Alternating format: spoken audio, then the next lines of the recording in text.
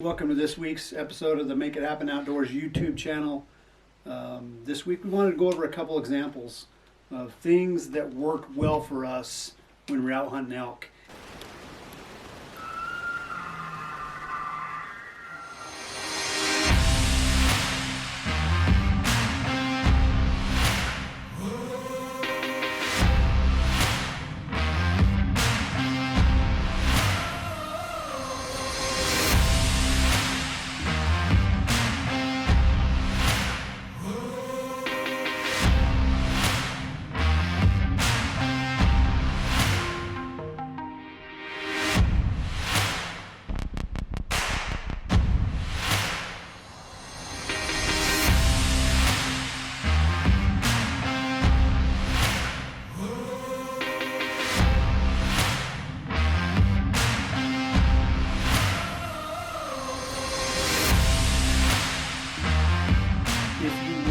Go back a couple videos to the 2020 Utah elk hunt, you'll see this first example that I want to talk about, and forgive the drawing, but it's crude, but it'll do the job. There was a lot that went right that day. First of all, it was super foggy. We had a hard time getting into where we wanted to bugle, but what we did is once we got there, we bugled. If you picture this as a big basin here, so this would be downhill, and then downhill, and then everything flows down this way, right? So that'd be your wind currents in the morning. Everything 90 degrees to the slope all morning and until afternoon when everything starts coming up. But most of us, we were dealing with the morning, so we walked up, we bugled from right here.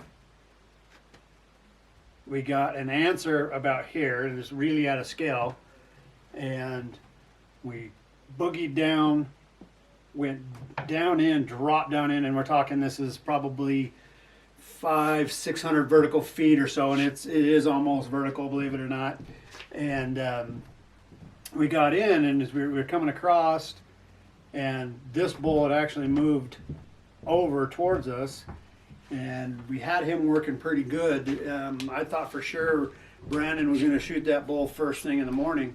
And then for whatever reason, and of course it's elk hunting, whether it was sight, sound, smell, something wasn't quite right. I don't know if he had the cows busted us, or he had cows that moved off, or if he got another bull that came in. We don't know. Anyway, that bull left the country, and we weren't sure where he went, but we think he went up into here, into this timber. So we kept working down. And as we coming across, we had other bulls bugling here. We had bulls bugling up here, and we actually had one that sounded like maybe down on this corner somewhere. So those are our other options, right? We had options A, B, C, but this bull would occasionally bugle from up in here. And he was the closest, so we knew that that's kind of where we wanted to go. First thing, first option A, actually. We always knew we had these other bulls to work with if we needed to, but we would have to really start watching how long it was going to take to get to those bulls. So because as it progressed in the morning, now this is still really early, so we had lots of time. But we went down here and we found this spring, and we decided to sit down, take a rest, and we would cow call and bugle just sporadically to kind of keep tabs. And when we would, he would answer, but he wasn't moving. And we knew he was probably in his bed for the rest of the day.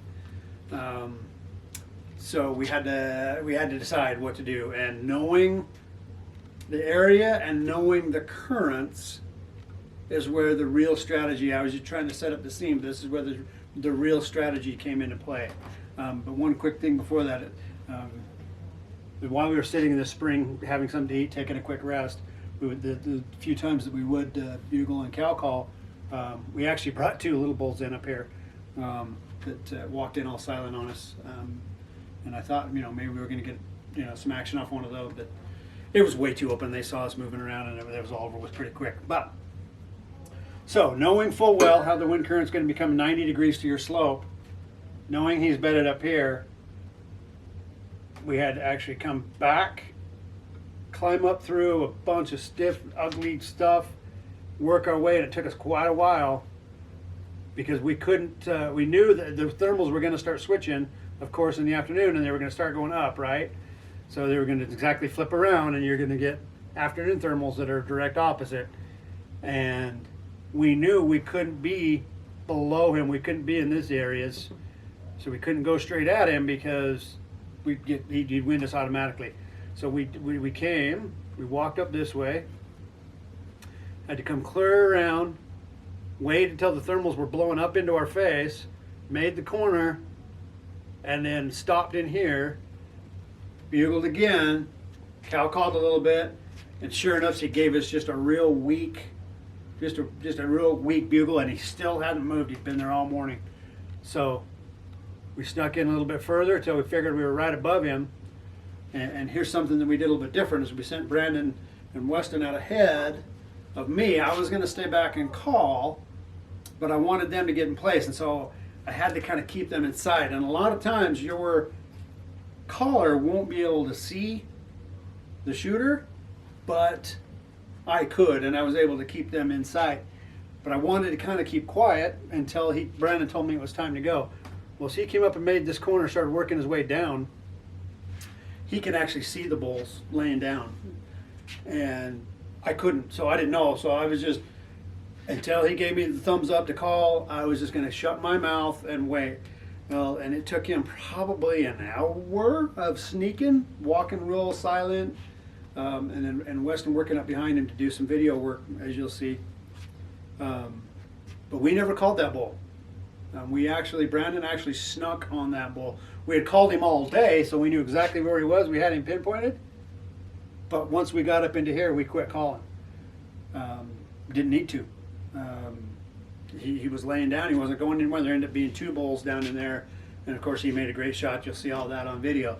So that's the first scenario. And the biggest piece of advice there, be patient. Wait for the thermals. If you know where he's at and you got plenty of time in the morning when everything's blowing down, great. But us, we knew we were going out of time. We'd spent a lot of time here. So we had to wait even longer and wait till the thermals went up before we could come around on top of him. Just because we knew we didn't, there's no way. Once if they smell you, it's over with. So be patient. Wait for the thermals when you know where the elk are. Make sure you got your thermals right. We didn't know if he had cows. We didn't know what it was. It ended up being 2 bulls together. But that's the biggest thing to learn for that day is thermals and wind and patience. So the next thing I wanted to kind of talk about this morning or this afternoon real quick is interception. We do a lot of interception too.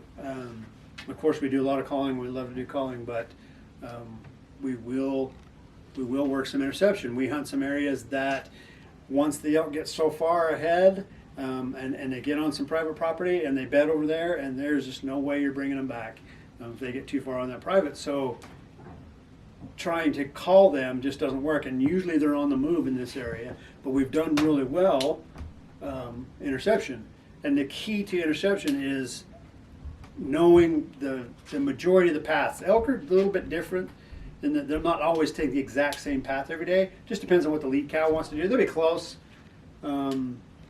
but you got to be able to set up. And again, if there's not a cold front coming in or something like that, you have to know where your thermals are. And I guess I could show you a little bit. We hunt an area that is kind of more, instead of shaped like a basin like this, it's more you've got a ridge that runs this way and then a big long ridge that runs this way. And the elk all seem at night, they feed up, they feed over into here some, and then they come back in the morning this direction. So this is a slope going down this way, this slope's going down this way, and the elk like to bed over in here. So we try to, there's no way you want to stay up here if they've already crossed, because if you're up here and they're down in here feeding along, you're done, because the wind's going to drop right on top of them. So we have to, sometimes we just have to beat feet to get over here, because the elk are more likely to come in, they're going to come up, they're going to feed just like that. So you're good as long as you're below them in here somewhere. There's multiple trails, but again, mostly it's thermals, most of it's wind. It's your biggest enemy and your biggest friend all at the same time. But we do intercept, because trying to chase a feeding elk, you can't sneak and walk and run as fast as an elk even feeds when they're working their way back to their bedding ground. And this area here, they're on their way at light. They're on their way back to their bedding ground. So you got to try to get ahead of them. And if you do, it can be a lot of fun. We've done really well. But if not, if you get behind them or you get above them, yeah, it's just over with. And then once they hit that private, they're gone. So interception works pretty well. There's nothing wrong with interception if you know their patterns. And you know, it doesn't take that long, a day or two, to establish some patterns. You know, you just don't want to go in and spoil the area a whole lot. But if you can sit on the outskirts somewhere and just spend a couple days scouting it and watching what they do, it's not that hard. Elk are fairly habitual. Know where their water is, and know where their feeding is, and where their bedding ground is, and you got it made. It's not that hard. So that's the couple strategies for today. Thermals down in the morning, up in the afternoon, depending on when and where you're hunting the bull. Make sure you've got your thermals. Patience. Wait for the thermals. Don't try to push it. Doesn't do any good. You might as well wait them out. And call in the middle of the day. Once the thermals change, they'll answer it. They might not always come right in, but they will answer. And interception.